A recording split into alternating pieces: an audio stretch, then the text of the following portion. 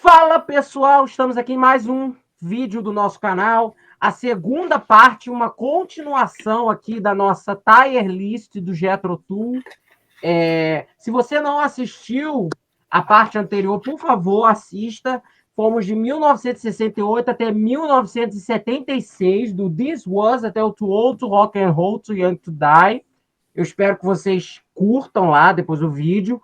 E também nós vamos deixar aqui o link na bio para a sequência. Vou ter que, antes da gente continuar a nossa avaliação dos discos da banda, dou meu boa noite para os meus queridos amigos, Rafael Pertilli.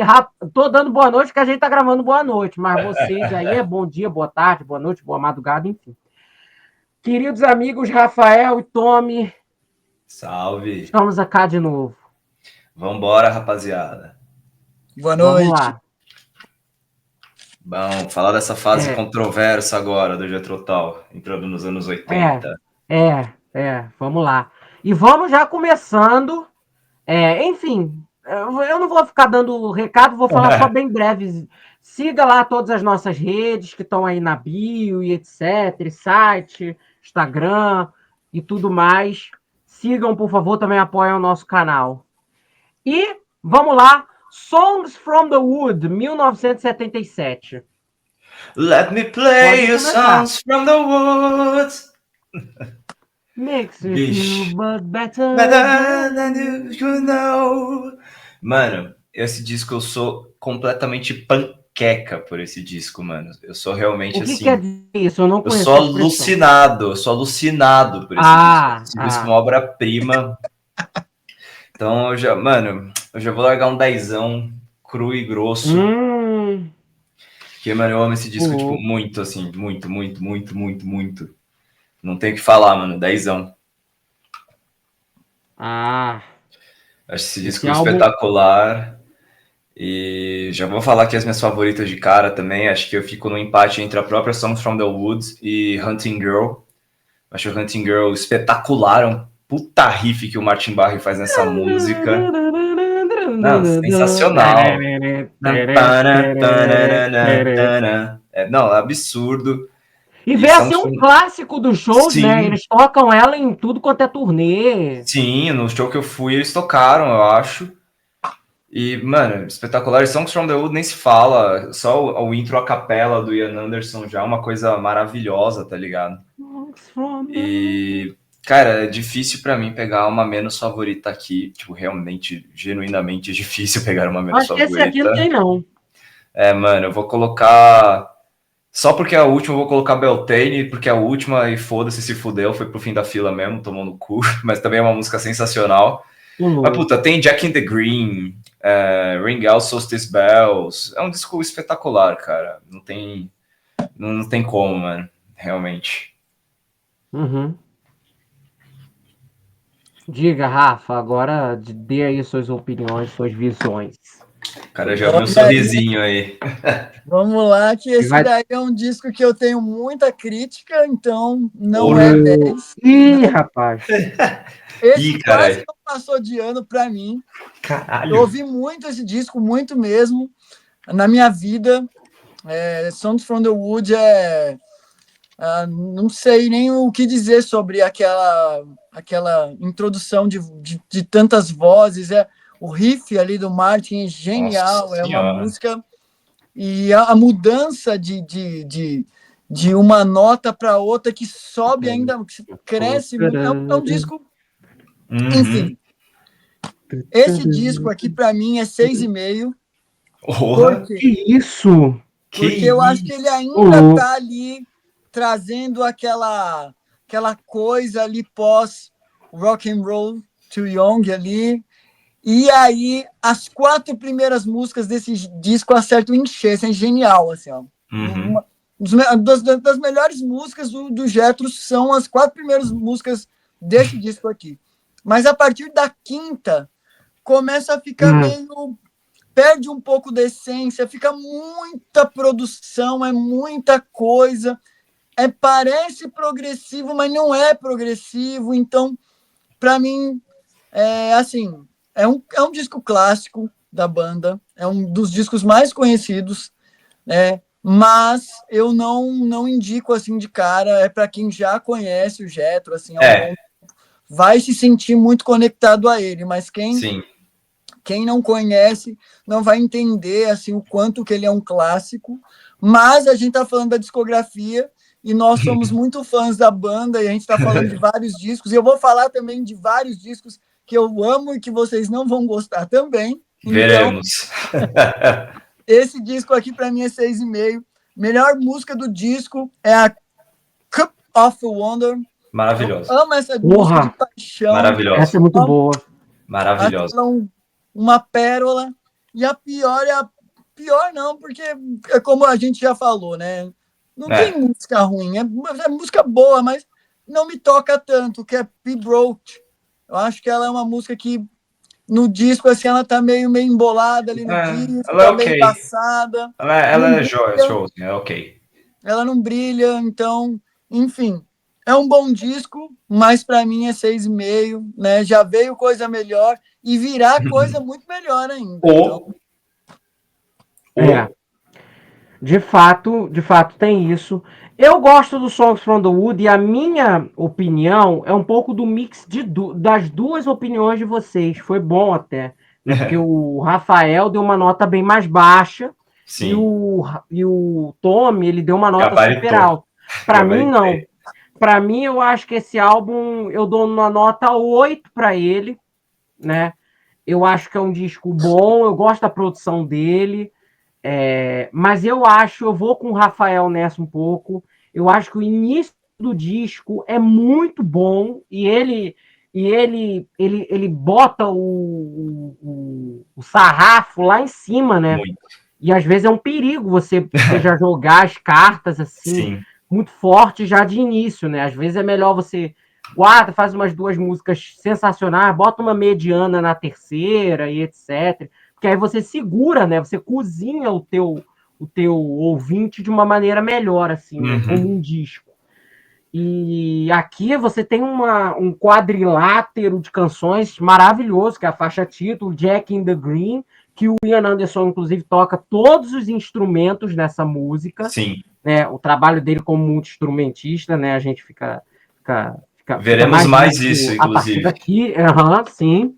Cup of Wonder, que é uma música subestimadíssima, uma das minhas favoritas hoje do disco. Hunting Girl também, né? Hunting Girl é um clássico dos blues. Eu gosto muito da bateria dela, do lado bem rocker, assim, dela, mas tem umas coisas meio eruditas, assim. Que tem um pedal duplo ali, que é uma coisa que é explorado normalmente no rock progressivo. Tem um pedal duplo no meio da música. Então, mano. Barrymore era espetacular. E nessa música eu percebo muitas nuances, assim, de elementos mais clássicos e etc., que também ficaram mais evidentes ainda nessa época, porque a Dee Palmer entrou na banda oficialmente como integrante. Ela é creditada, ela já tocava nos discos anteriores, já fazia uns arranjos e etc. E desde o This Was ela estava ali, e aqui ela foi creditada já nos segundos teclados, sintetizadores junto com John Ivan ali. Sim. Né? Então, parte do material tem muito dedo dela ali, etc. Né? Do o Velvet Green, né? Você vê que é totalmente ela, assim, né? Sim. Total. E eu adoro essa música também. E esse disco, né, tem isso que eu falei, né? E tem um pouco do que o Rafa falou também. Eu acho que a partir de Ring Out Solstice Bells, que para mim já é disparada a música mais fraca do disco, eu não tenho muito saco com essa coisa natalina e etc. Eu acho muito chato, né? E a partir daqui, o disco, ele ainda assim é um disco muito bom, claro, né? Em vista principalmente do Too Old to Rock and Roll, Too Young to Die. Isso aqui é praticamente um Sgt. Peppers. Mas já dá uma caída legal, assim, tem alguns momentos menos memoráveis, mas ainda assim bons. Então, para mim, eu dou nota 8, assim. A minha menos favorita é essa Ring Out Solstice Bells. Eu acho que essa música realmente me incomoda no repertório, é a única que eu acho. Porra, cara, isso aqui é compacto, deixa lá, né? Lado B, né? Uhum. E poderiam ter botado, inclusive, Beltrain, que você falou que é a menos Sim. inspirada, mas eu acho um pouquinho melhor do que ela. Né? E É, pra mim, a melhor música, cara. Porra, foda. Melhor música, gente.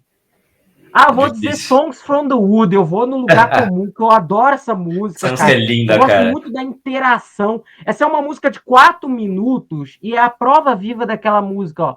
Você não precisa ter 8, 9 minutos para fazer um rock progressivo de qualidade. O Né? Jethro, ele não. Ele tirando o Passion Play, o Tick as a Brick, Ticas o abrir? Nunca Jethro. é. Eles não costumam fazer músicas muito gigantes, suítes e tal. Eles têm algumas que a gente ainda vai falar futuramente, mas eles não costumam fazer músicas muito gigantescas, assim. No próximo disco até vai ter umas músicas mais longuinhas, mas não é muito costume deles mesmo. É. Eles nunca Então, quiseram se colocar nessa posição de rock progressivo. Eles eram uma Sim. banda folk rock inglesa. Erudito. Tava ali no mercado, né? Porque assim, a partir desse momento aqui, a gente começa a ver o Jethro Tull se enquadrando muito mais no mercado musical em si do que só fazer música. Então, ele não é progressivo, mas ele foi beber dessa fonte, porque se ele não fosse, ele seria expelido pelo mercado. Então. Uhum. Tanto que a gente vai ver mais pra frente que eles vão explorar diversas outras sonoridades que estavam em voga na época, assim. Sim, principalmente nos anos 80. A gente vai falar. Heavy Horses, galera, 7 8. Aqui já adentramos, ó, só para lembrar, né? É informalmente conhecido Songs from the Wood. Já entramos agora, entre aspas, na trilogia folk. O Songs from the Wood entrou, né? E já deixando bem claro aqui, ele está no ar. Ele ficou 24,5, tá? Uhum. Então ele está no ar. Show. Heavy Horses, galera. Heavy Horses. Gosto, acho o disco muito legal. Eu acho ele mais consistente que o Songs from the Wood. Por mais que o Songs from the Wood pegue mais no emocional, por ser um disco que eu amo, eu admito que o Heavy Horses é um disco mais consistente. Eu acho que eu dou um 8,5 para ele. Eu gosto, mas realmente não é um disco que eu falo, nossa, mano. Se eu tenho um momento que eu falo, quero ouvir Jethro Tull, com certeza o Songs from the Woods vai estar na lista e o Heavy Horses vai estar um pouco mais para trás na lista de discos que eu vou pôr para ouvir quando eu tô afim de ouvir Jethro Tull. Mas é um disco espetacular, cara. Um disco espetacular. O show que eu fui recente aqui em São Paulo, eles tocaram a música Heavy Horses, que foi um dos momentos mais pesados daquele show. É uma música que eles conseguiram passar um negócio, virou quase um doom metal uma hora nesse show, assim, foi brutal. Então eu já boto essa como favorita. Pode falar. Deixa eu te perguntar uma coisa sobre esse show.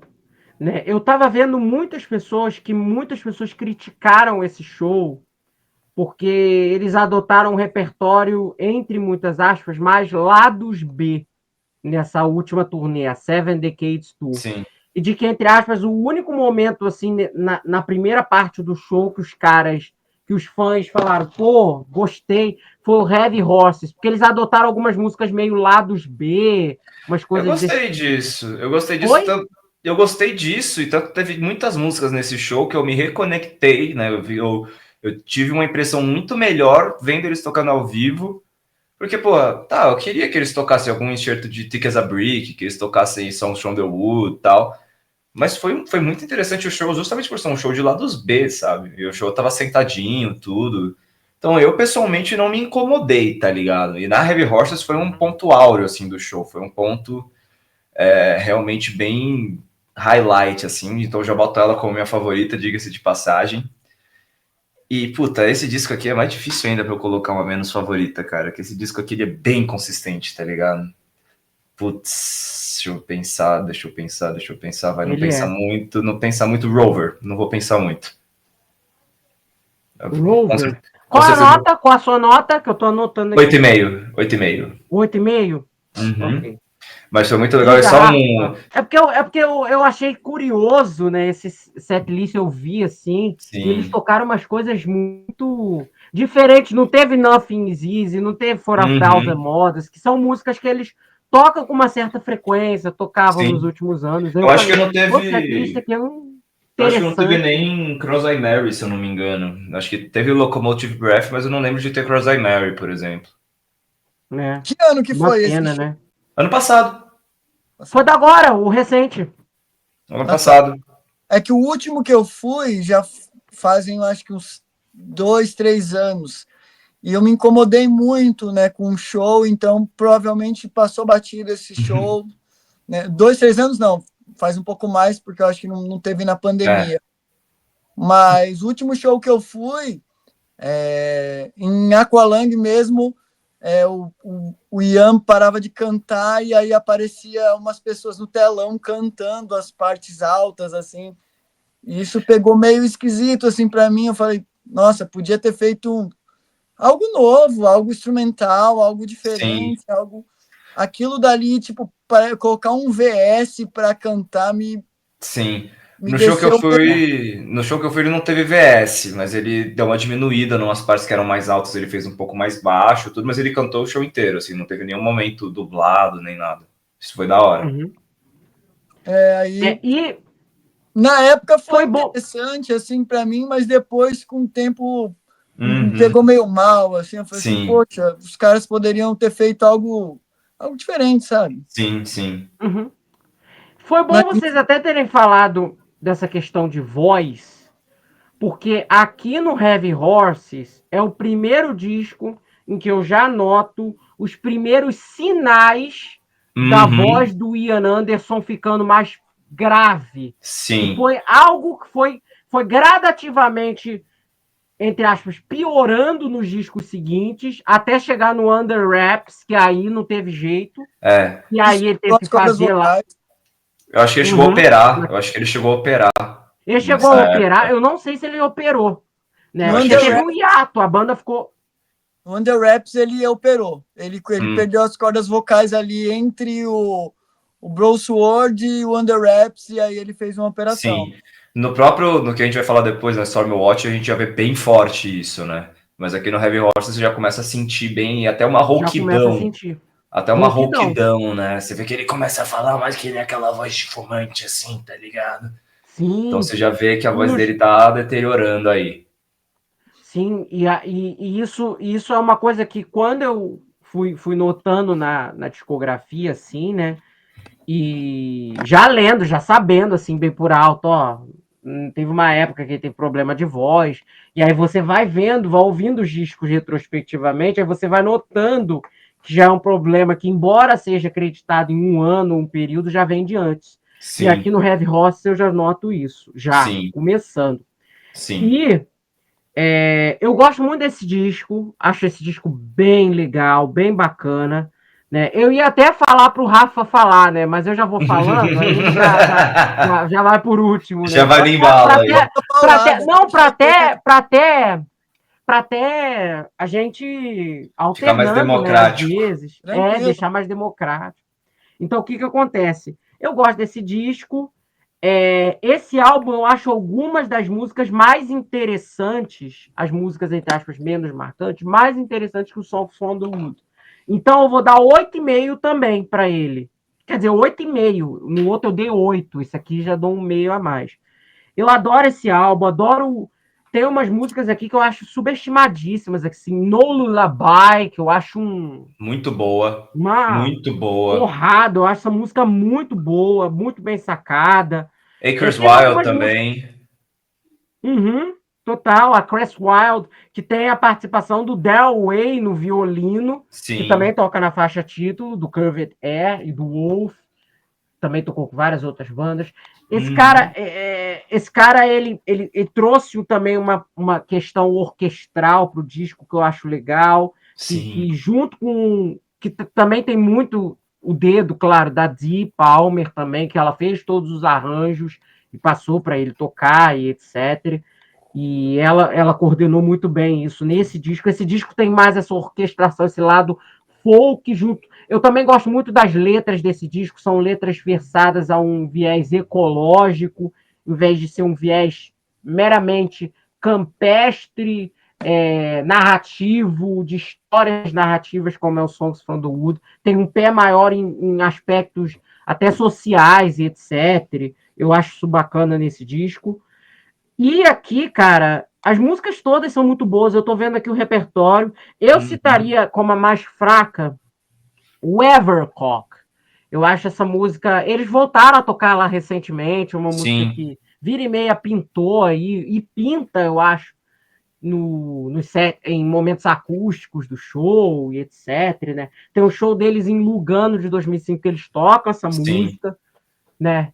E eu achei meio um momento meio, pô, podiam ter É, tocado outra, né? Mas enfim. Eu acho essa uma música mais fraca, menos inspirada, mas ainda assim é boa, né? Porque chega um momento aqui que os caras são muito inspirados, até fazendo coisa menos inspirada. sim. E a faixa, e a melhor música, gente? Eu também vou ter que jogar nas carnes de vaca. Para mim é a música título Heavy Horses. Eu acho essa uma das melhores músicas do Jethro Tull. Concordo. Top 5. Eu amo aquele riff inicial. Eu nunca vou me esquecer do menu do Slipstream, que foi quando foi o meu primeiro contato assim com a banda, e aquele riff do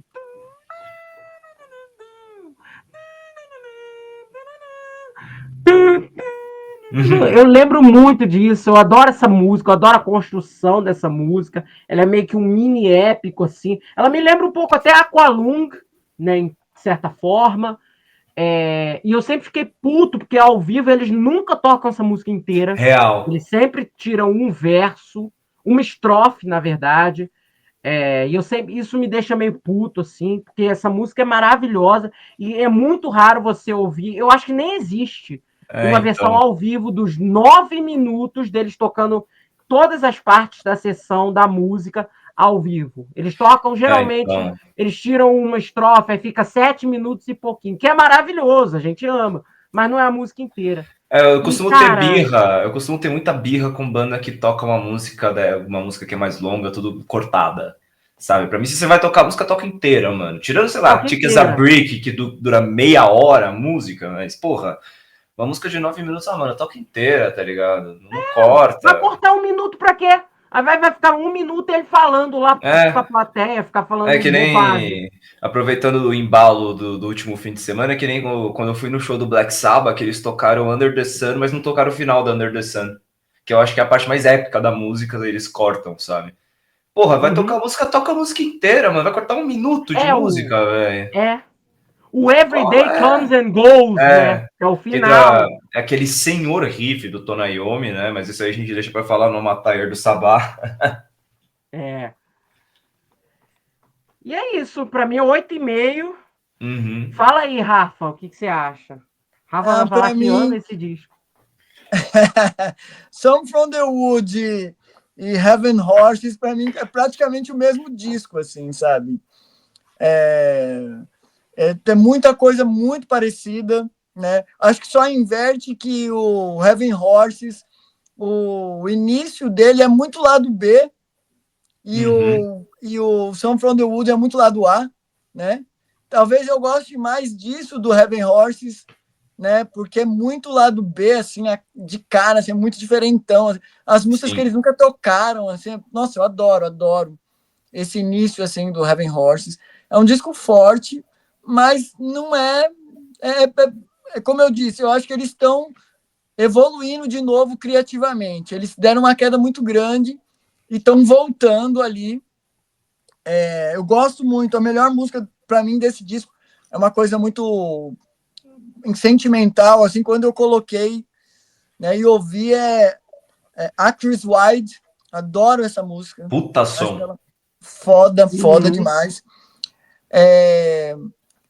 Essa é a última participação, né, do John Glasgow, né, que faleceu logo Pois é. depois. Então, tem muita coisa do baixo dele, muito, parecia até que é um disco de o último legado do cara. Esse disco tem Sim. muito contrabaixo. O contrabaixo é muito alto e é muito bonito. É uma linha muito é muito criativa, é muito viva, né? E infelizmente o cara faleceu por uma coisa bem besta, né? Zoado pra caralho, né? Uma infecção num dente dele. Então cuidem, galera, quem tá assistindo aí, vão no dentista sempre que possível, tá? Não brinque com isso. Sim. E eu acho que o Benjamin Barlow também tá tocando horrores, né? Tanto que quando a gente falou dele no disco anterior, né, o Pedal Duplo, eu lembrei que ele tocou no disco de um guitarrista muito conhecido, né, o Yves Malmsteen. O primeiro disco do Yves Malmsteen com o Benjamin Barlow tocando, né? Então, você já vê que tem uma coisa muito diferente naquele primeiro disco dos outros, assim. Aí você entende que é a bateria, né, e tal. Sim. E a música que é John Man, acho que é uma música que me cansa um pouco, assim, sabe, de ouvir. Quando chega nela, dá uma queda, assim, no disco, mas, enfim, é um disco bom pra caramba, 7,5, vale a pena ouvir, é diferente, não tem nada de senso comum nesse disco, e só que eu acho que real desse disco, música forte, genial, é Heavy Horses. Sim. As outras são legais, mas não é, pô, perfeito. Não bate forte que nem a Heavy Horses, né? Exatamente. Mas isso é uma questão também de que eu estou falando hoje em 2025. Talvez em 2026 ele seja melhor ou seja pior. Acho que é muito uma intensidade sonora que ele me passa hoje. Já foi o melhor disco para mim já em alguma época, já ouvindo Jethro Tull quando eu era mais novo. Hoje tem outros que eu vou falar daqui a pouco que me bate num lugarzinho do coração, assim, que talvez para outras pessoas não sejam tão bom, mas para mim é perfeito. Talvez eu saiba qual é. Por isso que eu falo pro pessoal, assim, né?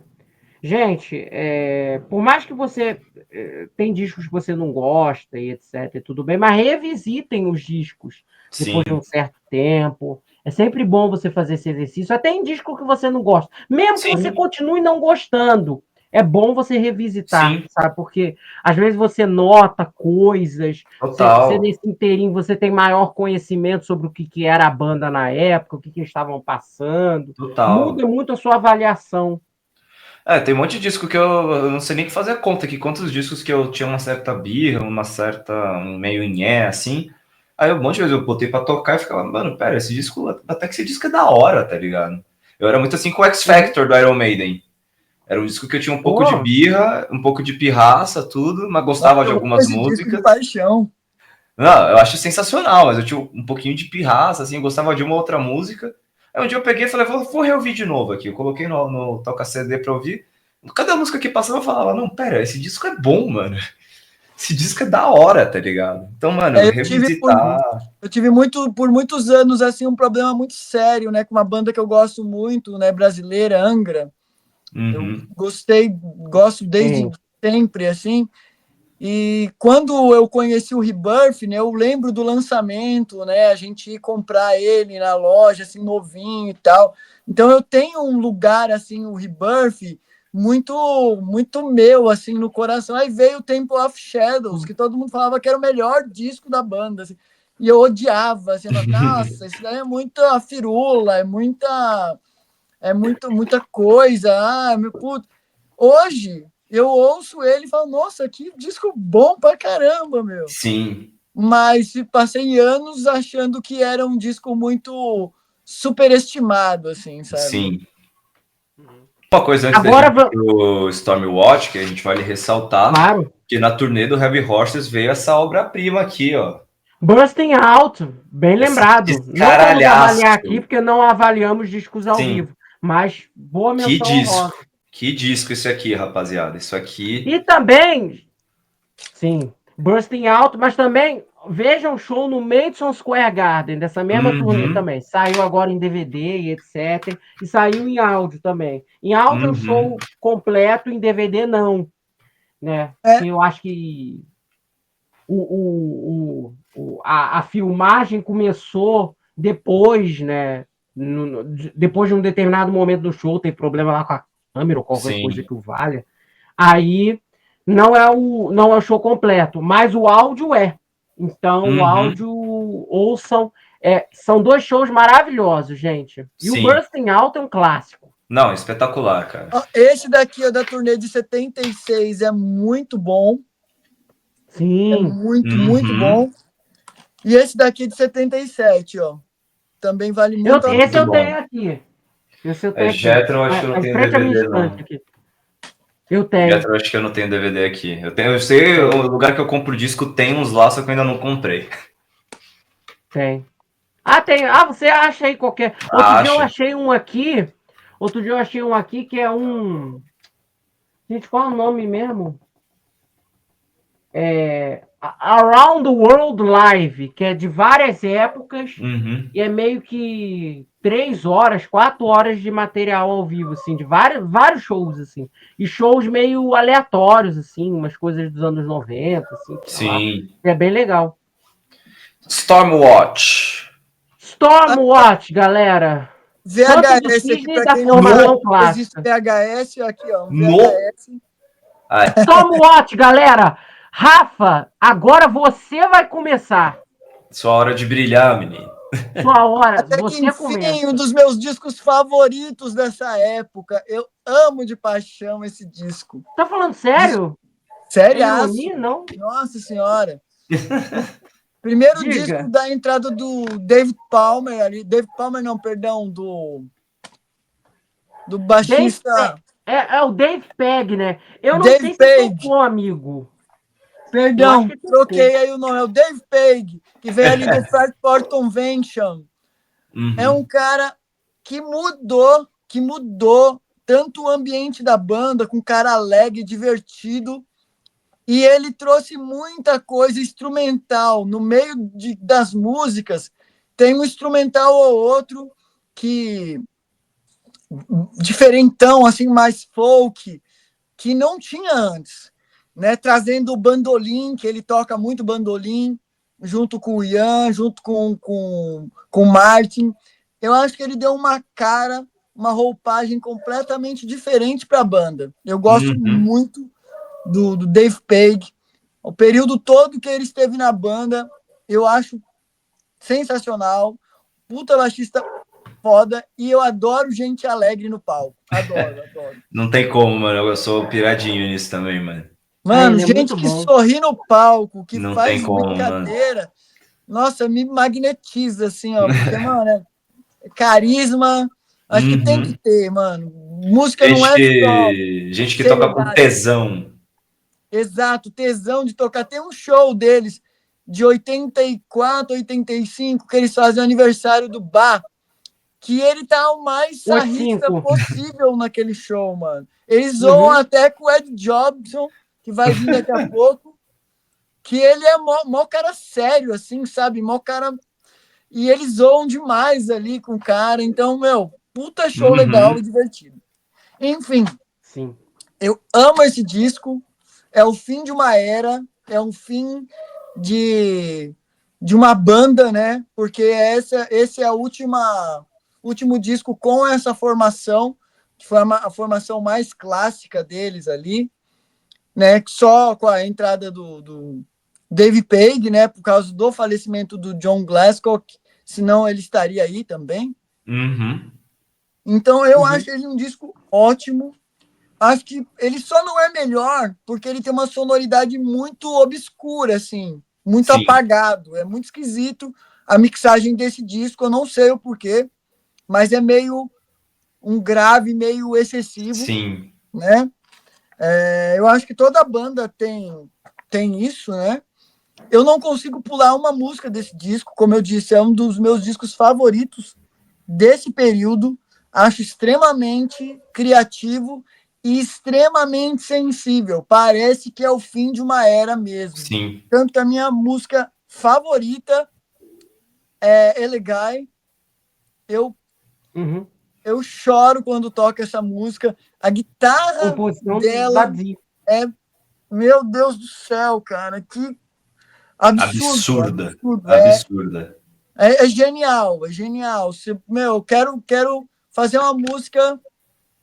eu não faço mais nenhuma, era essa, sabe? Era essa. Sensacional. Então, esse disco, para mim é um salto para a banda, assim, de criatividade, de de sensação de que, olha, a gente vai fazer o último disco juntos aqui, então a gente vai entregar o máximo possível, nada de loucura, de fazer muita orquestração. Não, vamos fazer uma coisa boa, entregar aqui, ó, aquela Dan Ringil. Puta, que música foda, que música. Violãozinho,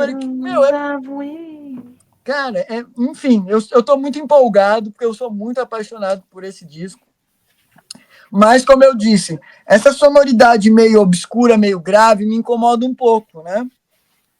A pior música desse disco é Warm Sparrow, mas também não é uma música ruim, é uma música boa pra caramba. E eu dou 9 para esse disco, que ele é um brinco, uma capa linda, linda, linda. Adoro a capa. Capa sensacional, cara. Essa uma das melhores capas do Jethro. Enfim, vou parar de falar aqui, senão vou ficar só dando elogio. Você tem que dar nota e a favorita, caralho. 9, eu já falei, melhor, elegante. Nota 9, pior, Warm Sparrow. Bicho, eu gosto bastante desse disco. Inclusive, eu tô ouvindo ele hoje. Saindo do trabalho, vindo pra cá, eu tava reouvindo ele. Cara, é um disco... Assim, o Kelvin falou que é trilogia folk. Eu tenho uma tendência a dar uma discordada, porque eu acho que esse disco ele é mais pesado. Sim. Eu acho que esse disco é mais pesado. As guitarras do Martin Barre aqui estão muito pesadas, sabe? Eu não acho nenhum dos 3 discos necessariamente folk, até. O Songs from the Woods e o Heavy Horses tem uns momentos mais acústicos, né? Mas esse aqui eu vejo muita coisa mais pesada. Eu acho que esse que não é mais pesado, essa coisa que o Rafa falou de ser um disco mais grave, até a capa ser uma capa mais fria, tudo. Eu acho que tem muito a ver com o falecimento do baixista anterior. Esqueci o nome agora. John Glasgow. Tem muito a ver com o falecimento do John Glasgow, provavelmente, por ser um período, tipo, o seu parceiro morre, assim, do nada, sabe? É uma coisa que afeta.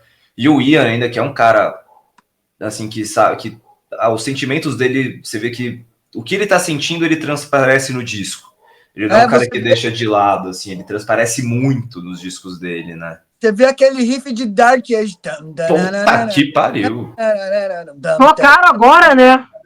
Sim. Mano, muito pesado. É pesadaço, tá ligado? É um disco que eu dou uma nota 8. É um disco que eu gosto bastante. Dessa fase, dessa trilogia, né? Meio para final dos anos 70. É um dos que eu mais gosto também. E, puta, eu acho que de favorita, eu fico entre Orion e Dark Ages. Eu acho essas duas músicas sensacionais. Orion, eu acho uma melodia vocal absurda. Aqui você já vê muito forte a voz do Ian Anderson deteriorar. Você já sente mais isso. Você vê que ele tá cantando um tom mais grave, ele tá com a voz bem rouca aqui já. Mas é um disco que é uma música que eu acho espetacular a linha de voz dele aqui. Então, as favoritas eu fico entre Orion e Dark Ages. Agora, menos favorita... é um disco muito consistente, cara. Eu vou colocar Stitch in Time com dor no coração, mas é um disco muito consistente, então é difícil pegar... Os discos do Jethro... Os discos do Jethro, assim, é difícil você pegar uma música menos favorita tão fácil assim, sabe? Mas acho que eu vou colocar Stitch in Time.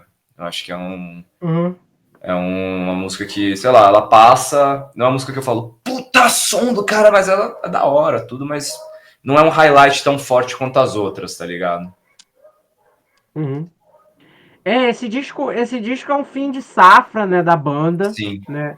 Você já percebe total um clima meio de fim de festa, embora na época não tivesse essa intenção, né? Sim. Porque a gente vai falar depois no Way, né? Que foi uma coisa meio de contrato ali na hora e etc.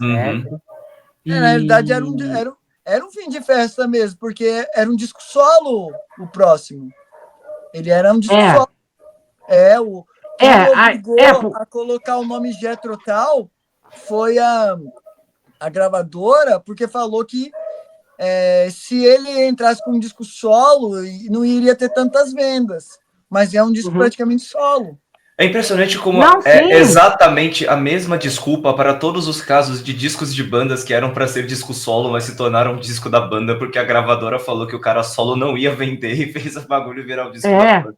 É impressionante, é a mesma porra de história toda santa vez, velho. É porque eu digo fim de festa, porque depois, mesmo que o Way tivesse sido feito o disco solo, e ele meio que, disco solo a gente vai fazer da banda, ele poderia ter chamado os caras de volta depois, né? E não aconteceu, né? Então eu digo isso também. Então, aqui você já tem John Glasgow, que ele toca em 3 músicas aqui, né, no disco. Ele toca eu vou, tá até aqui, né, registrado. Ele toca na faixa em Orion, Flying Dutchman e Elegy, porque ele morreu no meio das gravações. E aí, uma sessão de Elegy tem ele, a outra sessão é o Ian Anderson, e o Dave Pegg trabalhou em alguns baixos aqui. Ele não foi nem creditado na época. Sim. Né? O Dave Pegg, porque botaram ele temporariamente, depois na turnê ele foi efetivado, do Way em diante, aí ele já tá na banda até 95, quando ele sai, né? Aí, eu gosto muito desse disco, eu acho esse disco legal, etc. Durante muito tempo, eu achava esse disco um dos mais fracos do Jethro Tull, a produção não me agradava, como não me agrada até hoje, eu acho que é uma produção meio irregular, eu acho as músicas muito... Às vezes eu acho um som meio comprimido, assim, eu acho que os instrumentais poderiam estar mais claros entre as guitarras, entre os teclados e etc. e tudo mais. Mas é aquilo, o disco é como é. Eu acho que a remixagem do Steven Wilson de 2019, que ele saiu 40 anos, aí saiu show, saiu tudo, saiu bônus, essas coisas, saiu outtakes e saiu o show. Da turnê de 79 de 80, né? Que, pô, cara, é um show sensacional, assim. Né? Recomendo que quem puder procure, que é o show em Den Haag, em 80. Muito bom. Aí que eles abrem o show, inclusive, com Dark Ages, né? Aí Dark Ages, Home, Orion, Dan Randall, eles vão na sequência, assim. Né? Sequência, eles só abrem com Stormwatch, etc. Eles aí botam lá uma Aqualung, que ela abre, entre aspas, a parte antiga do show, em que eles vão tocando músicas dos discos anteriores. E eu gosto muito desse álbum, assim, hoje mais, né? Eu dou nota para ele 7,5, porque eu acho ele um pouquinho menos inspirado que o Songs from the Woods, principalmente o Heavy Horses, mas é um disco com grandes momentos, etc. Eu gosto muito... Para mim, as melhores músicas aqui são Orion, Dark Ages e Flying Dutchman, mas tem umas que correm muito por fora ali, que é Elegy, por exemplo, instrumental lindíssima. Parecia que a Dee, coitada, ela já até previa que o cara ia morrer, né? Porque parece mesmo, né? Então é uma música muito, muito própria, né? Desse espírito até meio que, olha, o Jethro Tull já não é, já vai entrar numa outra fase, etc. Estamos nos despedidos da nossa era clássica, entre muitas aspas. Então o disco ele tem meio esse clima. E eu gosto, mas se eu tivesse que escolher uma, eu escolho Dark Ages, né? Eu fiquei muito feliz que botaram agora ela no set list de novo. Eu não fui nesse show, não tenho interesse em ver o Jethro Tull ao vivo hoje, por vários motivos, mas eu fico feliz que eles ainda, que o Ian Anderson ainda tem esse espírito de trazer uns lados B para tocar, que tem que trazer mesmo. E a menos inspirada, eu vou botar Home, assim, sem pensar muito, que é uma música que nunca me tocou. Não, eu adoro também.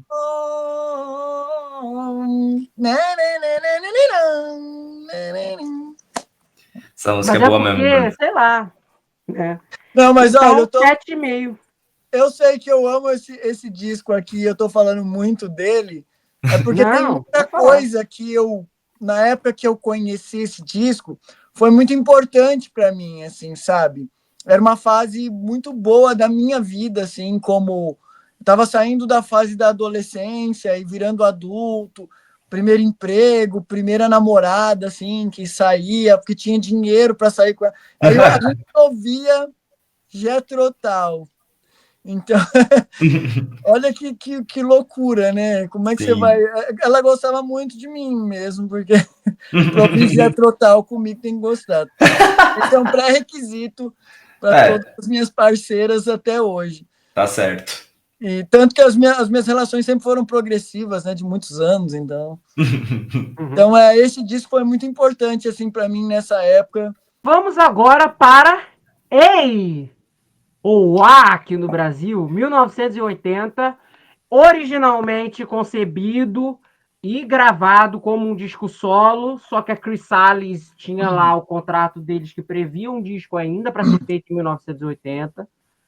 E eles até consideraram lançar um disco ao vivo da turnê do Stormwatch, né, meio que para suprir isso. Só que na hora, o Ei, que já estava todo gravado, foi realocado, entre muitas aspas, nominalmente como um disco do Jethro Tull. Tiveram até que fazer algumas coisas, alguns ajustes, enfim. E digam aí as opiniões de vocês sobre Ei. Depois eu vou falar, porque eu tenho muita coisa para falar desse disco. Bicho, ele é um disco mais irregular, né? Você vê que ele já é um Jethro Tull tentando entrar na sonoridade anos 80.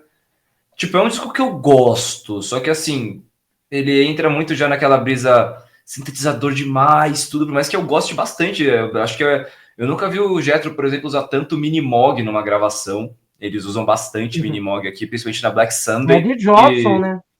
Que inclusive já dou spoiler, a favorita aqui desse disco é Black Sunday, pra mim. Acho essa música bem legal, com um trabalho de teclado muito foda.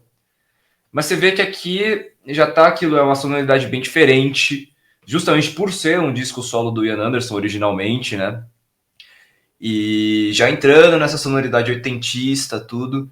Eu não tenho muito o que falar, porque realmente não é um disco que me tocou tanto, por mais que eu goste dele, tá no meu carrinho de compra para comprar futuramente. Mas é um disco ok, gosto, dou uma nota 7. Favorita Black Sunday. A que eu menos gosto aqui, acho que eu colocaria Working John, Working Joe. Uma música legal, mas passa, assim, sabe? Então, uma nota 7, pra mim tá show de bola, assim. Não é um disco que me toca tanto, mas que eu acho ele legal. Ok. Pode dizer, Rafa. Vai. Esse disco é Vai maravilhoso. falar. É louco, eu tinha dado para esse disco aqui. Eu acho que eu fui muito crítico quando eu dei a nota 9. Hoje eu dou nota 10. Caralho. Esse daqui é um dos melhores discos de todos os tempos.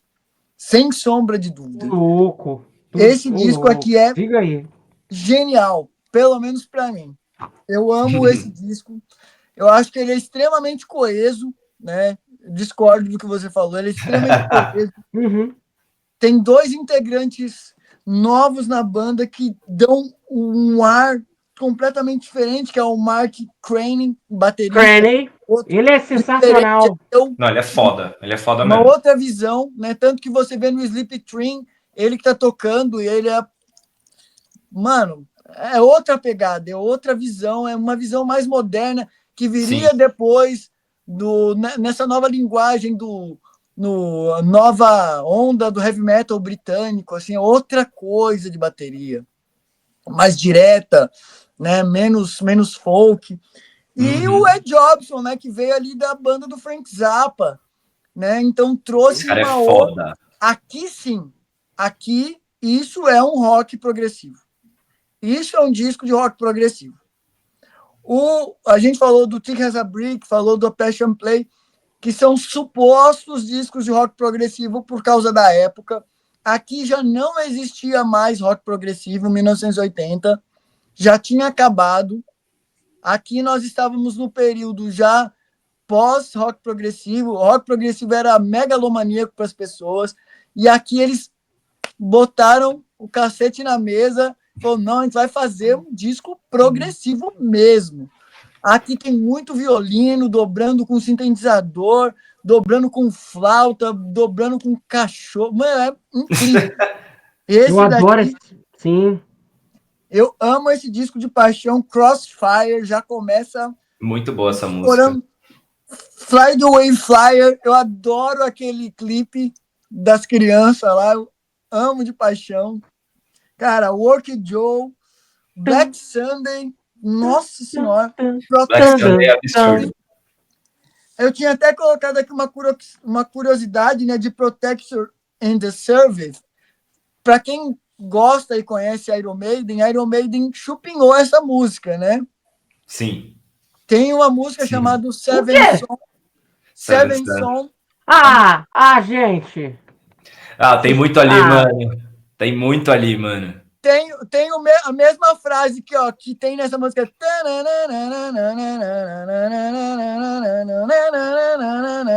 Mas muito. É a mesma frase que tem em Seven Son. Então, 8 anos depois, os caras chupinharam aí. Sim. E não seria a primeira e a última, nesse disco, inclusive, tá? Sim. Vou só fazer um parênteses aqui. Ontem à noite estava eu um pouquinho embriagado no meu quarto tocando baixo. Aí eu fico, às vezes, quando eu tô tocando baixo, eu faço o lick que rola no refrão da Clairvoyant, do Iron Maiden. Durante o refrão que fica There's a time to live and a time to die. Foi com a guitarrinha. Eu tô tocando e falei, não, pera lá, mano. Mano, é basicamente bam bam bam bam bam bam bam bam bam bam. Santa controls for the heart of a sun. Só que ele só meteu um acordão lá, fez uns arpejos e ficou. Falei, mano, que sapeca, velho. Que Dino sapeca, mano. Como a gente já falou no vídeo anterior, Steve Harris é muito malandrinho, fã de Jethro Tull, ele adora roubar umas ideinhas aí, né? Então, tamo aí, né? Enfim, minha música favorita desse disco é Batteries Not Included. Opa, também. Adoro essa música. Um lado B, ó, filezinho. Muito legal essa música mesmo. Essa é um highlight também. E a música que eu menos gosto desse disco é a última, né? End of Fourth One. Eu não sou muito fã dessa música, mas é uma boa música mesmo assim. Nota 10. Como se fala aí no Rio... Como é que fala no Rio de Janeiro? Nota 10. Nota 10. Nota 10. Para mim é nota 9, pô. Eu vou falar aqui. Para mim, assim, eu amo o Way, amo. Para mim é um dos melhores discos deles. Eu acho que é um disco que entra naquela onda de muita gente falando mal e nem ouviu a porra do disco. Eu acho que... Não, isso tem muito. Isso tem muito. E tem uma geração inteira que nunca ouviu esse disco direito e fala mal.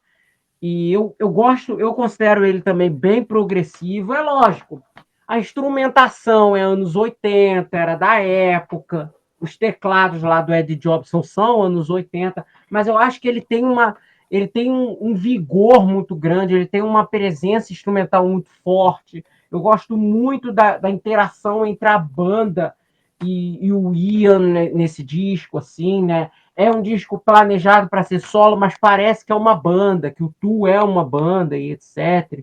Então, ficou muito unificado isso nesse disco, assim, né? Eu sinto que nos discos anteriores tinha algumas passagens em que era Ian Anderson sozinho comandando ali as coisas, aí um integrante botava a guitarra, uma coisa por cima, assim, uma orquestração. Aqui eu sinto que tem uma consistência maior, assim, de trabalho, talvez até por ser disco solo, coisas do gênero, né? E eu acho esse disco muito bom, muito acima da média. A minha música favorita de toda a carreira do Jethro Tull é desse álbum. Porra! Toda a carreira do Jethro Tull é desse álbum. Caralho! E eu vou falar dela, sim. Né? Tem algumas coisas muito legais. Crossfire é uma puta abertura. Flying Day Flyer, que eu gosto muito do vídeo dela no Slipstream, né? Que é o clipe, né? Eu acho essa música meio pueril, mas ela mas eu acho legal, um pueril legal que me cativa, né? Working Joe, idem e etc. Eu acho que tem umas ideias, assim, umas melodias muito contraponteadas assim nessa composição. Protect and Survive, que durante muitos anos A melodia de violino dos teclados dela, que durante muitos anos foi tocada como instrumental no show na hora lá da bola. Uhum.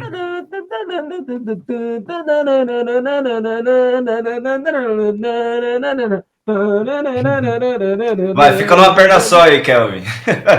É muito legal. Vai, fica numa perninha só aí. Uhum. Batteries not included, e etc. For WD, eu acho essa música legal, assim, tem umas coisas meio. Umas coisas até meio. Alguns elementos, assim, meio instrumentais, assim, umas coisas meio fusion, mas uma coisa meio pós-punk. Eu acho que esse disco ele é bem vanguardista, assim, em alguns níveis. É um disco que, desde a minha primeira ouvida, eu gostei dele. E é um disco que hoje eu falo, pô, cara, esse disco aqui é prog pra caramba, as pessoas não notam isso. Eu adoro os instrumentais. A participação do Ed Jobson aqui nesse disco faz toda a diferença, assim, com a leitura musical de todo o disco. Uniform, Batteries Not Included também. Né? A minha menos favorita, que ainda assim eu acho uma música legal, é Pin Martin's Dig, né? Que é um momento mais consoante até com algumas coisas que eles já faziam e etc. Mas é uma coisa que foi trazida aí do Dave Pegg junto com o Martin Gore. Então, muito esse instrumental no meio do bololô ali, eu adoro isso. Não, também adoro, mas tem que escolher uma, né? Revólver na cabeça, a gente tem que escolher. E para mim, a minha música favorita do Jethro Tull é Black Sunday. Eu nunca vou me esquecer do momento em que eu ouvi o Slipstream pela primeira vez. Eu fiquei louco nessa música, eu sou louco nessa música. Eu achei ela melhor que Aqualung, eu achei ela melhor que Songs from the Wood. Para mim é uma música que tinha que estar em todos os shows, assim. Eu vibrei, cara, sem sacanagem. Eu fiquei muito feliz. Eu não acompanho mais o Tool ao vivo, assim, não me interessa em nada eles ao vivo, porque eu acho que essa formação, eu acho ela bem magrinha ao vivo. Mas eu fiquei muito feliz, eu comemorei, assim, quando eu soube que eles voltaram a tocar ela recentemente, assim, porque Black Sunday ficou fora do repertório durante muito tempo, assim. Eles só tocaram ela até 86, 86 foi a última turnê a última perninha, os últimos shows ali da era Under Wraps. E em 87, já no Crest of a Knave, eles pararam de tocar ela. Eles tocaram ela em pouquíssimos shows em 93, na turnê de 25 anos. Também é a minha música favorita. Eu vibrei quando eles voltaram a tocá-la de volta, agora, né? Porque eles tinham parado, eles tocaram ela na turnê de 93, mas a maioria era um instrumental. Aquela sessão Here Come My Feet and the cigarette, que ele fica cantando só com os teclados em acompanhamento, que a música tem uma pausa no meio. Sim. E aí ele cortou aquela sessão e agora ele voltou a tocar ela inteira, assim. Tá certo, morrendo no palco. Mas, pô, eu adorei, eu achei lindo aquilo. E essa é a minha música favorita da vida. Eu tenho uma ligação muito forte com o Slipstream, por causa também. E eles relançaram agora, eu acho que foi na época da pandemia, 40 anos do aniversário, e o Steven Wilson remixou o disco e botaram o show inteiro do Slipstream, porque o DVD não é o show inteiro. E aí é 20 e poucas músicas e, cara, foi... Eu ouvi aí no Mercado Paralelo, não comprei, né? E foi lindo, cara. Foi lindo. Para mim, esse disco é nota 9. Acho esse álbum fenomenal também. Fenomenal, como diria Giovanni Proto. 26. Louco, bicho. Vai pro A. Também. Na moral que o A foi pro A, mano. Eu cantei essa bola, mano. Eu falei, o A vai pro A, o Slipstream é lindo, cara. Eu queria que esse show fosse reeditado e lançado completo. Sabendo agora que foi gravado, né? Esse originalzinho, hein? Também tem aqui. Tá lá na sala. Vai ser um passo. O meu é exatamente o Slipstream que eu falei que tinha no sebo lá, que eu costumo comprar, que eu ainda não comprei. Mas tô devendo essa. Vamos lá. Broadsword and the Beast, 1982. Bicho, agora é minha vez aqui de pagar pau. É minha vez de pagar pau aqui agora. Bicho, eu vou largar um novezão da massa.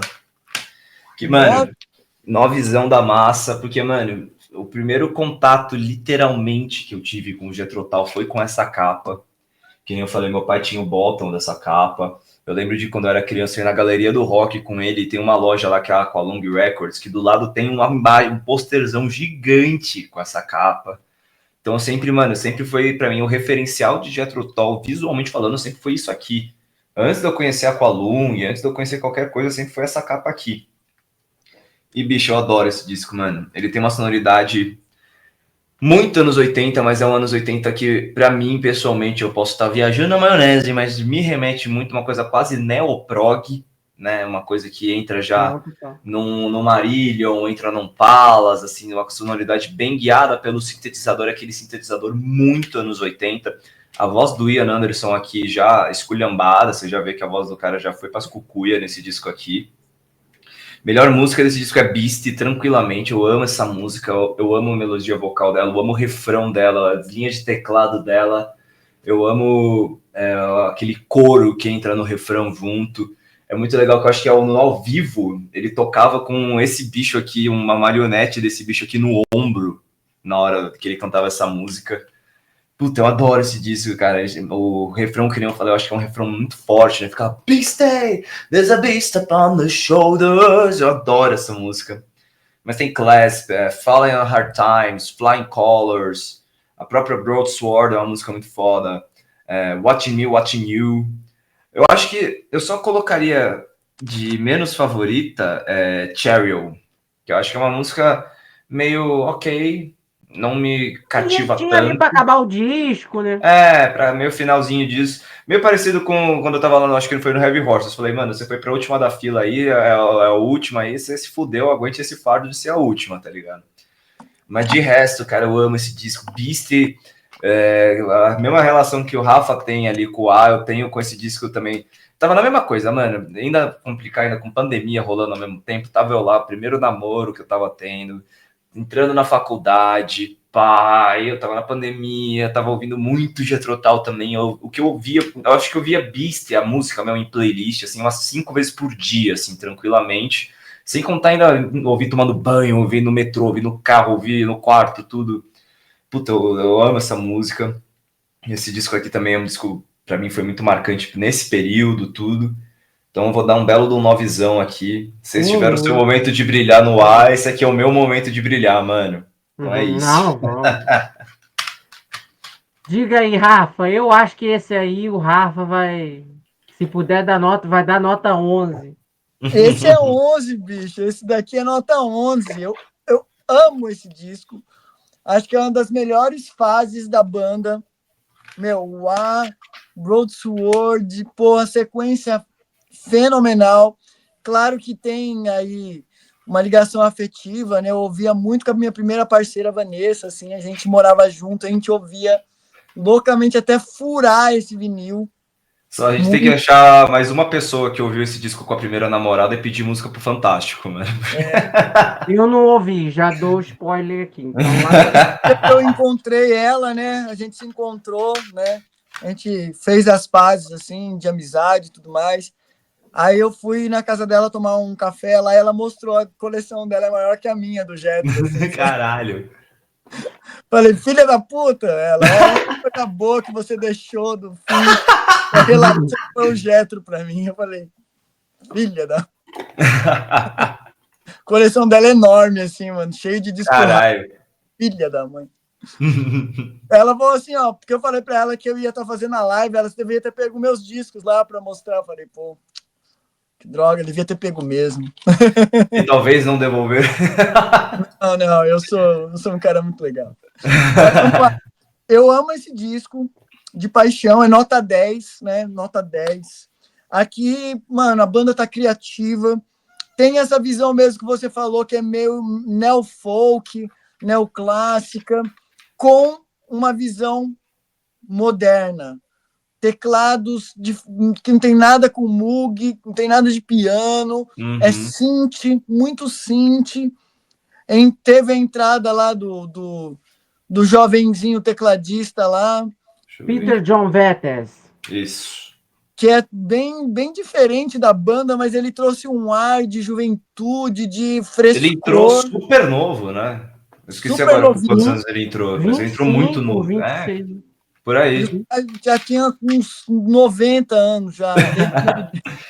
O Ian Anderson já sem voz, tá ligado? Já ficando careca. Eu acho esse disco genial, genial. Nota 10, melhor música. É que é muito difícil, eu gosto de todas, mas The Claps tem um negócio assim, com aquele synth. Porra, mano, aquilo é lindo. Muito e o Watch Me também, Watch You, nossa, acho genial. E a que eu menos gosto que é Slow Marching Band, mas ainda é muito boa. Sim. Muito boa. Nota 10. Nota 10? Vai, Calveira. Vocês deram 9, vocês deram 10. E, cara, assim... Lá vem. Eu ouvi esse disco durante algumas vezes, assim, né? Muita gente fala, pô, esse disco é muito bom, Kel, vai ouvir, e etc. E, gente, assim, desculpa decepcionar vocês, mas, cara, eu nunca consegui gostar desse disco. Eu acho que... Tá vendo esse cara aqui? Vamos lá. Tá vendo esse cara Tem aqui? Esse cara aqui vai puxar seu pé à noite, mano. Tá vendo essa carinha aqui? Vai puxar seu pé à noite, mano. Assim... Só uma observação, Kelvin, antes de você continuar. Eu gosto muito de uma série de desenhos antiga chamada Caverna do Dragão. Acho que a maioria das pessoas aqui conhece. Não, conheço. Tem um personagem que é igualzinho esse da capa, que ele fica em busca de uma pedra mágica. Assistam esse episódio. É exatamente esse personagem aí que tá na capa do disco Broadsword.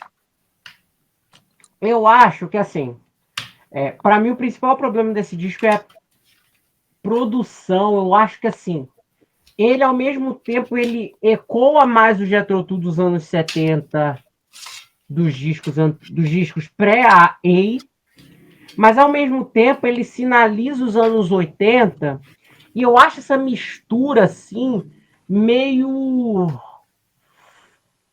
Eu acho meio estranho, eu acho que essa produção não me casa muito bem. Eles tiveram uma peregrinação, porque o Way é de 80, e 81 foi o primeiro ano da história de Jethro Tull onde eles não lançaram um disco. Mas eles começaram a gravar. Mano, eles começaram as gravações. Olha a cacetada de disco que a gente já falou. Você pensa que foi papo de um por ano, mano. Um por ano. Antigamente era assim. Não, mas olha a quantidade, tá ligado? Quando não era 2 por ano, né? Então. Quando não eram 2. E assim, eles tiveram uma peregrinação para achar um produtor para esse disco. Quem ia ser produtor primeiro ia ser... Eles tiveram 4 produtores para trabalhar nesse disco. Eles trocaram todos eles. O Paul Simon Smith foi o último, assim. Eles atrasaram a produção desse disco. Ia ser primeiro o Eddie Offord. Ele não se acertou com a banda para produzir. Que eles queriam um produtor de fora. Depois chamaram Bob Ezrin. Ele saiu da produção para produzir o Music from the Elder, do Kiss, que foi a melhor coisa que ele fez. Né? Para mim é o melhor disco do Kiss, porque eu adoro esse disco também. Agora, você imagina se o Bob Ezrin tivesse... Melhor disco do Kiss, sem Eu amo esse disco.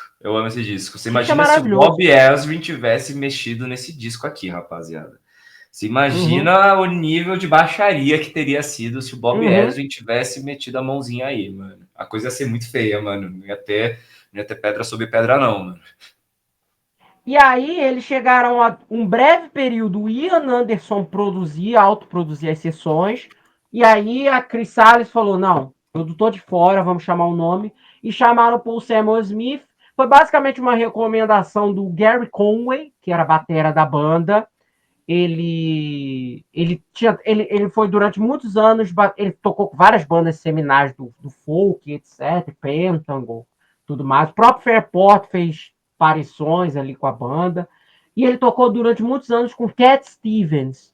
E o Paul Samuel Smith foi o principal produtor dos discos principais do Cat Stevens, o Tear for the Tillerman, Mona Bonnie Jaycon, todos os discos clássicos, assim.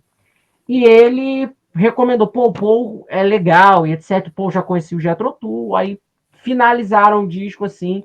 E eu acho que isso deve ter isso certamente, para mim, afetou a produção do disco. Eu acho que é uma produção que ela, ao mesmo tempo, ela acena para os anos 80, mas, ao mesmo tempo, ela é setentista. Então, eu acho que as músicas elas têm uma batalha interna entre elas sobre essa música vai ser mais orgânica ou essa música é contemporânea, assim, né? Embora eu hoje, né, eu já odiei esse disco muito mais do que eu odeio ele hoje. Que né? isso, que isso, que isso, que teve isso. uma época que eu achava esse disco o pior da carreira do Jethro Tull. Que isso, hoje mano. em dia eu já acho ele um disco melhor, um disco não muito inspirado, mas com boas composições. Como é que você fala isso tendo Jethrotull.com na discografia aqui, mano? Ô, louco. Mas vamos lá. O .com é um dos melhores discos da carreira da banda. Nossa, velho. A gente vai chegar lá, a gente vai chegar lá. E aqui, assim, eu tenho até uma certa dificuldade. Rock Island, calma, pô. .com Chegaremos lá. Vamos lá. E assim, eu tenho até uma certa dificuldade em dizer uma música favorita, porque eu não acho nada que memorável. Que isso? Talvez uma Broadsword, eu acho essa música um pouquinho mais... Beast não vai, mano? Também não, eu não tenho nada desse disco que me marcou muito. Pussy Willow eu acho uma coisa interessante. Pussy Willow é maravilhoso. Legal. Mas eu escolho, eu vou em Broadsword. Eu acho essa música um pouco mais marcante do que as demais, assim. E a pior, assim, eu diria Cheryl, porque é a mais curta e etc. Eu acho que esse disco, ele reúne o pior atributo para mim. Ele tem essa briga, entre aspas, entre duas sonoridades, entre duas épocas. E, para mim, ele reúne o pior atributo que as músicas para mim são indiferentes, assim. Sei lá, eu não sinto nada ouvindo Beast, eu não sinto nada ouvindo Classic. Pode ser que daqui a 5 anos eu sinta, mas hoje... Então, para mim, esse disco é nota 5. Tá. Nossa, 24. Eu que achei que ele ia pro S. Nossa, vai não. Ô, Kelvin, mano. Gente, desculpa, eu não gosto desse disco. Que isso, cara. Meu Deus, mano. Mas vai ter discos aí que eu gosto pra caralho, vocês vão meter o pau. Então, olho por olho, dente por Só antes da gente encaminhar pro próximo, só quero fazer um adendo. Aqui eu acho que vai ser unanimidade. Um adendo pra como essa capa é linda pra caralho. É linda. Isso aí Essas duas artes, mano. Essas duas artes. Puta que eu pariu. De um artista chamado Ian MacKaye. Maluco, que sacanagem isso daqui, cara. Uhum. E eu gosto também da turnê desse disco. Tem alguns bootlegs assim, e eles fizeram uma coisa meio teatral, conceitual, até para casar com a história. E as músicas são um pouquinho melhores ao vivo. E a turnê, inclusive, teve o Gary Conway na bateria. Tem um show bem legal deles naquele programa Rock Pop. Não é o show inteiro, porque nenhum dos shows do Rock Pop é inteiro, mas dá um bom tom do que era a banda ao vivo em 1982. E é legal, que nem você falou, era bem teatral. Que nem eu falei no começo aqui, na Beast, o Ian Anderson colocava um marionete, assim, um fantoche do bichão da capa no ombro dele, né? Que ele canta There's a beast upon your shoulders. Então ele fica com o bicho no ombro e o olho do bicho brilhava ainda, mano. Era uma coisa muito louca. Uhum. Ele usava a espada também. Eu gosto. Começa já a brincar um pouquinho com uma coisa mais nórdica, né? Que ele começou a dar umas abordadas aqui e ali. Agora, recentemente, ele fez um disco inteiro sobre isso, mas ele começa a pincelar umas brisas mais nórdicas, mais escandinavas, de cultura nórdica aqui nesse disco já, né? Under Wraps. 84. Digam aí o que vocês acham disso aí. Cara, eu te confesso que esse é um disco que não me pega tanto. Tipo, é um disco legal. Não é um disco que eu ouço e falo, nossa, que bosta, tá ligado? Acho um disco legal, ele é um disco oitentista para um caralho. É um disco que os caras olhou e falou, maluco, se a gente virar Marillion 2, tá ligado?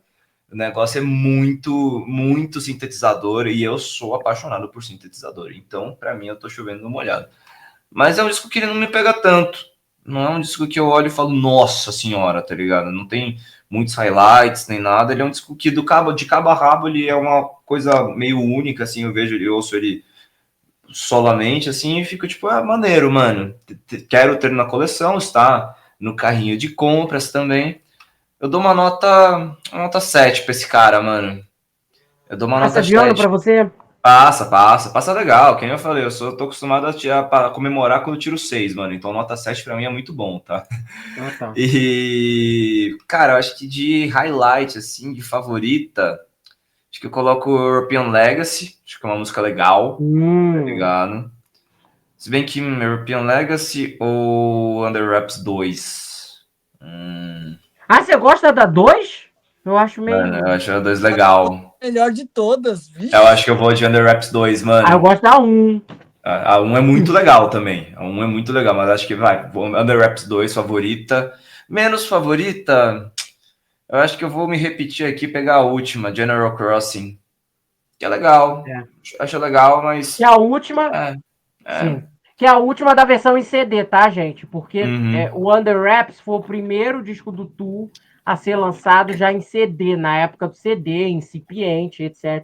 E o CD Isso eu eu não acho que sabia. tem 15 ou 16 músicas. Aí a versão em vinil tem 12, 13. No Spotify tem 15. Que é a versão em CD. Que é como o disco foi pensado, inclusive, na época, porque a versão em LP é a versão alternativa, com menos músicas, né? Caralho! Os caras já tava como? Mas é isso, mano. Eles, o Dire Straits no Brothers in Arms também. Sim. Mas é isso, mano. Acho que eu boto aqui, então, Dawn 7, Under Wraps 2 favorita e General Crossing menos favorita, assim. Um disco legal. Um disco que eu acho show de bola, mas não é um disco que eu falo, uou, tá ligado? Não. Pode falar. Diga, Rafa, suas opiniões. Esse disco aqui é um disco que me incomoda muito, muito mesmo, assim. Eu acho que eles se tornaram... Não sei se vocês...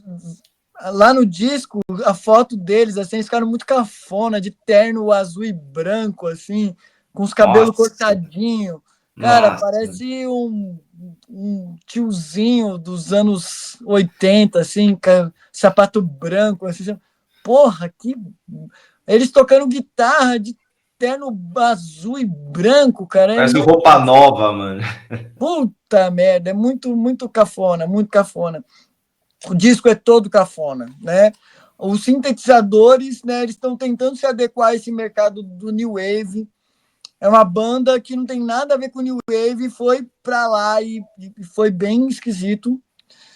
Tem pérolas nesse disco, tem músicas incríveis, mas os efeitos são de muito mau gosto. As músicas são boas, mas os sintetizadores são ruins. Tem uns efeitos que parecem de tiro de arminha de laser. Sim, mano, sim. Mano, tem sons, a bateria eletrônica. Oh, meu Deus, mata esse disco. Pai. É muito cafona. É muito feio, é muito cafona, muito. Uns VS, velho besta, uns efeitos de voz assim. On the rap. Mano, que isso, cara? A voz do cara já tá grave, não precisava daquele efeito para deixar ela mais grave, né? Enfim, 6,5. Tem músicas muito boas, mas se não tivesse esses efeitos cafonas, talvez esse disco tivesse uma pontuação muito melhor. Mas é 6,5. Melhor música é que aqui tem várias pérolas, né, meu?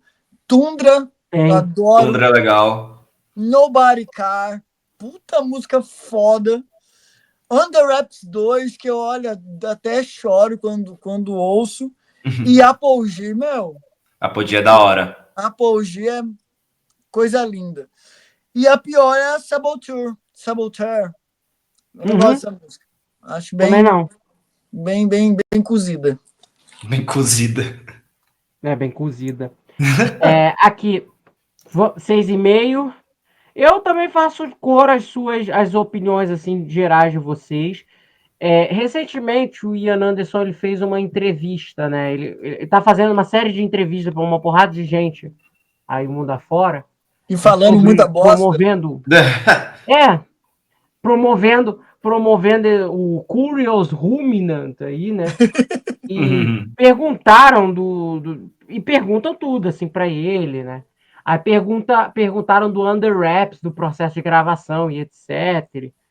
E ele falou que foi um período que basicamente o repertório do Under Wraps assim é coisas sobras do Walking to the Light, que era o disco que ele estava fazendo, que ele tinha feito no ano anterior com Peter John Vettese. O disco foi praticamente feito a 4 mãos, entre os dois só. E muita coisa ali foi reciclada e etc. Tanto é que na turnê do Under Wraps, eles tocavam sem a menor cerimônia músicas do Walking to the Light. Botavam aquela Fly By Night, Different Germany, umas coisas desse tipo, né? Aí, basicamente, o repertório, boa parte do repertório foi construído nisso.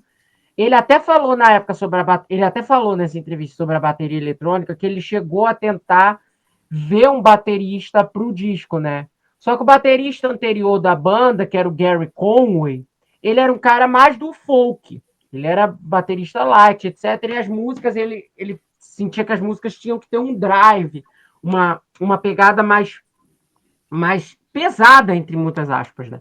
E ele não conseguia, e etc. Até que durante um período, assim, no processo de produção, como ele já estava fazendo a demo das músicas, e ele já estava experimentando as músicas em processo composicional com os caras na bateria eletrônica, vamos de bateria eletrônica mesmo no disco. E aí deu no que deu, né? Porque na época, também, alguns efeitos de teclado assim, eram muito primitivos. Isso comprometeu a performance das músicas também, ao meu ver. Eu acho que o disco tem bons momentos que foram soterrados por uma produção irregular, por essa coisa meio... Até da voz do Ian Anderson, que aqui já está muito ruim mesmo. Ele já... Tanto é que eles... E os médicos avisaram para ele. Ele terminou a gravação com muita queimação na garganta. Os médicos avisaram para ele: não faz essa turnê. E ele fez. E aí o resultado deu merda. Piorou mais ainda a situação dele. No Crest of Knave ele é o Mark Knopfler. Ele não canta as músicas, ele fala. E aqui nesse disco aqui, apesar disso, tem alguns momentos legais aqui, que Under Wraps, parte 1, eu gosto dessa música. Nobody's Car e Paparazzi eu acho sensacionais. O Martin Barr, ele tem algumas sacadas muito boas nesse disco. Inclusive, ele fala que o Under Wraps é um dos discos mais subestimados para ele da carreira do Jethro Tull. Ele fala que é um descasso e que ninguém dá valor e etc. Espero entrevistá-lo recentemente e eu vou perguntar isso novamente para ele. Aí eu quero ver. Você ainda considera esse disco bom pra caralho, assim, né? Então, e esse disco eu acho bem legal, né? Essas músicas, no caso, eu acho bem legal.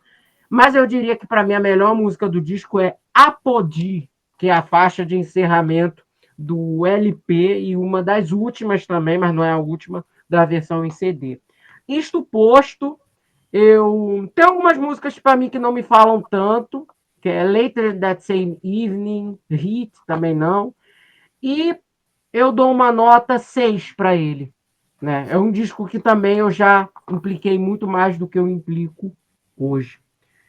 Vamos lá.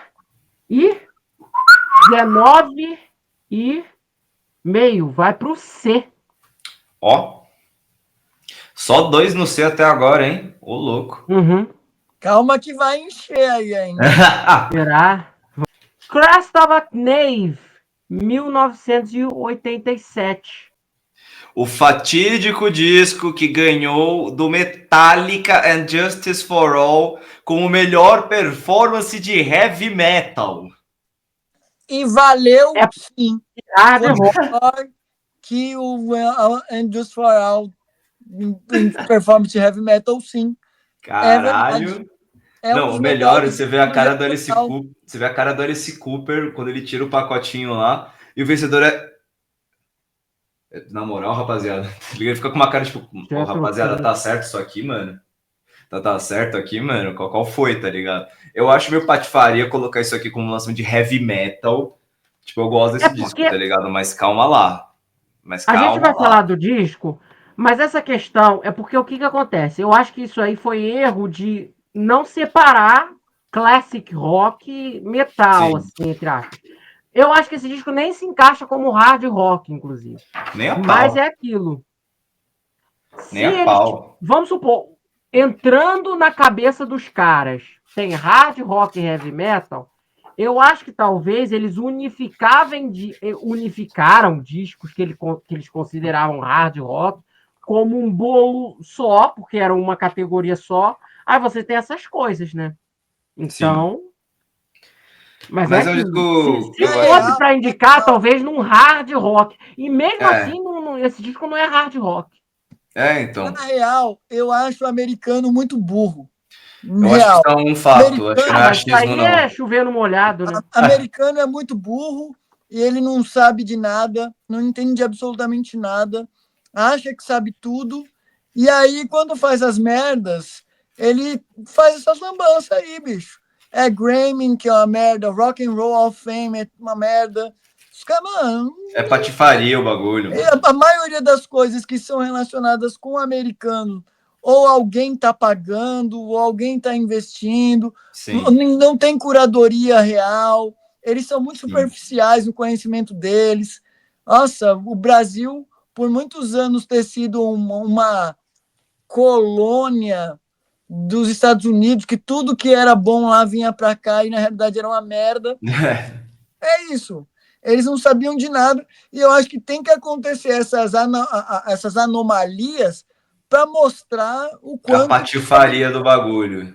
que o americano é burro, bicho. É isso. Sim. E eu adoro esse disco. Para mim foi melhor, sim. Eu gosto mais desse disco do que o And Just For All. Porra! Gosto mesmo. Acho que é um Porra! disco Eu também, da, mas do Jethro Tull. Meu, Eu gosto o disco bastante é também. ótimo. Eu dou uma nota Ótimo. 8. Eu dou uma Ótimo. nota 8, honesta. Uma nota Pô, 8. sério? Sério, mano. Tipo, eu acho o disco muito legal. Pô, tô com o LP na mão, tá ligado? Uhum. Mas eu acho meu que, LP tá tipo. aqui em cima e a minha nota é 9. Eu adoro esse disco. Carai. Adoro de paixão. A única coisa que eu não gosto é o sintetizador de Steel Monkey, Sim. que eu acho cansado pra caramba aquela programação. E É, uma coisa legal mas de aqui. resto, só tem filé, só Sim. música boa.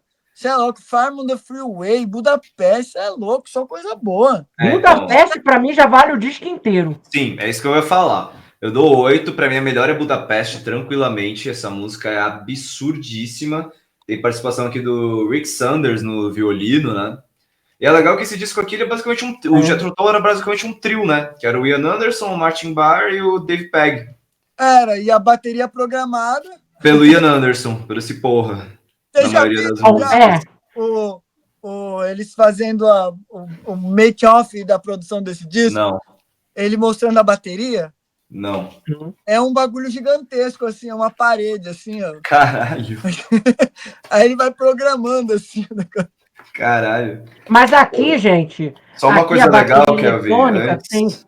Só uma coisa Também legal pode falar. aqui. O meu CD, ele vem com uma coisa interessante, ele vem com o catálogo separado, ele vem com o segundo encarte, que é o catálogo do tu inteiro. Ele vem 2 encartes, né? O encarte do CD Nossa, mesmo e esse Da hora. catálogo. Eu acho mó barato isso daqui, cara. E daí tem um encarte nossa. do CD mesmo, que aí é mais simples, só tem as letras mesmo, não tem mais porra nenhuma. Pode falar, Mas pode vai falar. lá, Tommy, fala aí um pouco do disco aí, porque a gente foi embolando aqui. É, Não, eu tava falando, é um disco que eu gosto. Eu falei, eu dou uma nota 8 aqui pra ele. Eu acho que é um disco maneirão, tá ligado? Eu acho que é o Tu se reencontrando depois do Under Wraps. É um disco que tá mais consistente, né? Soa muito melhor. A minha favorita é Budapeste, que a gente tinha falado. Eu acho essa música absurda, que nem o Kelvin falou, vale o disco inteiro só pela Budapeste. Eu acho que a única que eu, sei lá, fico meio assim é Raising Steam. Mas ainda acho uma música muito legal, tá ligado? Mas acho que Raising Steam é uma música que não me dá tanto highlight assim. Mas Budapeste com certeza é melhor. Nota 8 aqui, um disco ainda com aquela sonoridade bem anos 80, cheio de sintetizador, mais eletrônico, tudo, mas aqui é mais centrado, você vê que é uma coisa mais coesa, uma coisa até feita com mais vontade do que o Under Wraps, tá ligado? Então, eu acho esse disco muito legal mesmo. Só acho uma patifaria do cacete ter tirado o lugar da Justice for All. Não, mas é aquilo, eu vou ser bem honesto, assim, né? Eu gosto, eu adoro Injustice for All, são dois discos nada a ver, né? Um com o outro. Então. Mas eu particularmente prefiro mais o Under Wraps porque é mais meu estilo, mas eu adoro o Injustice for All. Né? Eu amo, cara. O Injustice eu tenho CD. Ainda, Injustice eu tenho CD, cassete, LP. Quem tá falando? Crash of Maeve. Confundiu as bancas aqui, mas firmeza, dá pra entender. E eu gosto mais ainda do Injustice for Jason. Né? Você tem um baixo ali, né? Então, sim. Voltando ao Crest of Athena, pra mim, gente, pra mim esse disco vai pro S. Pra mim esse disco é nota 10. E aí ele vai pro 27. Não, ele não vai, ele vai pro A mesmo. Essa é só os 28 pra cima. Esse disco, pra mim, é genial. É o retorno da criatividade dos caras. É acessível, é maduro, é intenso, é interessante, é forte, é rico em melodia, é muito melhor do que o Injustice for All. E olha que eu ouvi muito Metallica na minha vida, mas só por não ter a porra do baixo e aquela produção ser extremamente irritante, pô, você tá vindo ali do Master of Puppets, um puta disco absurdamente foda produzido. Muito bem feito. E logo depois vem aquele disco fascista deles, que é o Black Album, que é incrivelmente bem feito. É uma sonoridade perfeita. Mas o som parece uma serra elétrica daquela guitarra. É horrível, horrível. A produção anda bem capenga. Para quem é do heavy metal, que só ouve isso, é um marco na vida deles, é um marco na vida do metaleiro. Mas eu que ouço outras coisas também, caiu esse descasso aí na minha mão, que é do mesmo período, que eu acho muito mais gostoso. Consigo ouvir com meu pai, com a minha namorada, com os meus amigos. Eu adoro esse disco. Farm on the Freeway. Puta que pariu. Quando eu ouvi essa música ao vivo no último show que eu fui deles, eu chorei. Tocaram também ela recentemente. Não sei se o Tommy vai lembrar, mas tocaram, acho que na última vez. Não, lembro. Foi bem foda. Foi bem foda. Farm on the Freeway é lindo, é lindo. Esse disco tem um repertório que eu não pulo. A música que eu menos gosto é She Say, She's As West, que é porque me lembra muito Dire Straits. A voz dele tá muito grave, assim, muito... Said She Was a Dancer, né? Hã? Said She Was a Dancer? Isso. She Say She Was a Dancer, isso mesmo. Isso. A voz dele tá muito grave, tá muito cansada, e aí ele tá praticamente recitando a música, ele não tem uma melodia nela, mas é uma música foda. A guitarra lindíssima, tudo é lindo nessa música, só a voz do Ian que dá uma atrapalhada ali, mas esse é um dos melhores discos do Jethro Tull, é uma pérola. Eu acho que um dos motivos de eu não ter dado uma nota mais alta é justamente a voz do Ian Anderson nesse disco. Eu acho que é uma coisa que estava muito zoada, cara. Mas depois do Under Wraps, eu já começo a passar pano, passadinha de pano para a voz dele. Porque já não tem mais o que fazer. Não tem mais. É igual o Diz Van Leer lá do Focus. Cara, não tem mais o que fazer. Eu adorava a voz dele extremamente aguda. Achava uma das coisas mais lindas do mundo. Mas não é mais. Eu vou fazer o quê? Você vai passar para as criancinhas que estão assistindo esse vídeo e falar: façam aula de canto, criancinhas. Não cantem notas agudas sem ter a mais puta ideia do que vocês estão fazendo. Porque a gente tem péssimos exemplos aqui do que pode acontecer se você cantar notas agudas sem ter a pica ideia do que você está fazendo. Exatamente. Mas, enfim, eu amo esse disco, é no ano que eu nasci, 1987, então ainda tem uma conexão espiritual aí com ele. Então, adoro esse disco. Nunca falem mal deles, senão eu vou pegar vocês. Vai caçar Jethro tá melhor que Metallica. Jethro tá muito melhor que Metallica. Aí eu devo concordar. Eu acho esse disco maravilhoso também, né? Eu acho que aqui você tem um instrumental vivo, né? Você tem bateria, tem a bateria eletrônica, mas você tem um instrumental vivo aqui. Uhum. Até porque a maioria da bateria é tocada pelo Gary Cohn, ele toca algumas músicas, e o Doane Perry fazendo a estreia dele aqui em estúdio com a banda. Baita baterista, ótimo baterista. E aqui ele já tem o primeiro disco dele, etc. E aqui também o Peter John Vettese saiu da banda nesse inteirinho, né? Aqui quem faz as programações de teclado são o Ian Anderson, e aí você percebe o teclado bem mais simplesinho, até em alguns momentos totalmente coadjuvante nas músicas. O teclado aqui não brilha, não é o tipo de teclado que o John Ivan fazia. Não é só uma caminha. É, 2 dedos, aquela coisa ali, 2 dedos, igual. É de frango, não assim, chega a ser. Não chega a ser um nível Steve Harris, né, no Iron Maiden. É isso que eu ia falar. E esse disco, ele é um ano antes do Seventh Son, inclusive, né? Uhum. Que o Seventh Son é bem aquele teclado, com exceção de Moonchild, que tem uma linha de teclado muito forte, o resto do disco é só caminha também, né? Mas tinha um tecladista nessa época do Iron Maiden. Não, no estúdio era o Steve. Em 88? No estúdio sempre foi o Steve, e quem fazia ao vivo era o Hold, debaixo do Steve. Não era aquele Michael Kenney? Michael Kenney. Era o Hold? Que era. Michael ele era tecladista mesmo, ele até usava uma máscara, assim, sim, lá tem um show. Mas o Michael Kenney, ele era Hold de baixo, ele era Hold de baixo, e ele só fazia ao vivo, tanto que nas vezes que ele aparece no palco, é só na música Seventh Son of a Seventh Son que ele aparece com a máscara, mas o resto do show ele mesmo quer ficar atrás. Ele já se aposentou, agora eles estão com outro cara. Mas ele quer ficar atrás do palco, porque eu não sou membro da banda, mano. Eu sou só lá o Rod que faço as tracks de piano, de teclado lá pra eles e acabou. Mas no estúdio era o Steve Harris. Era sempre o Steve Harris. E até hoje é. Até hoje é. Por isso que é aqueles teclados bem simplesões, assim, né? Sim. Então aqui tem essa coisa. Então isso explica o teclado Steel Monk, por exemplo, né? Uhum. Eu acho uma música divertida e etc. De fato, muita gente compara esse disco a Dire Straits e tem lives sonoros que recordam por causa da voz, por causa do instrumental também. Sim. E da construção do instrumental, Budapeste, aquela parte mais lentas ali, lembram muito Dire Straits mesmo, assim.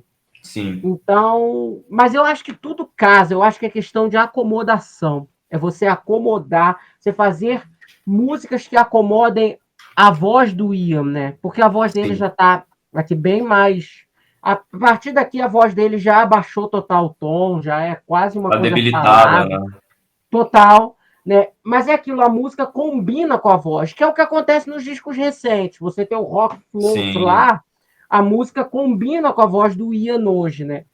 Aí você fazer uma música num tom que está abaixo, que está acima do que exige ele, aí complica. E aqui eu acho que a produção foi perfeita, assim. Por isso que eu dou nota 10.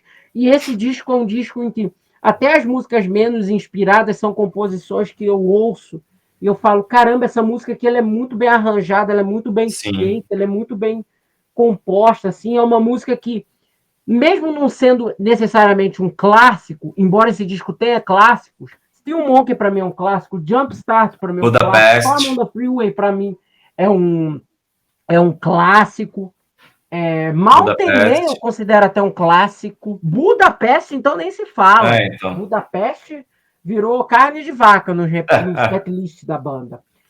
E aí você tem essas músicas que, ao mesmo tempo, são composições convidativas e que fazem a cama e você fala, pô, eu quero reescutar esse disco mais vezes, quero ouvir essa música mais vezes. Sim. Então, para mim, esse disco tem esses atributos. Eu diria que a menos inspirada talvez seja The Waking Edge, e a melhor para mim, disparada, é Budapeste. Assim, essa música é uma obra de arte. Assim. Sensacional. E talvez seja a melhor composição do Jethro Tull nos últimos 40 anos, assim.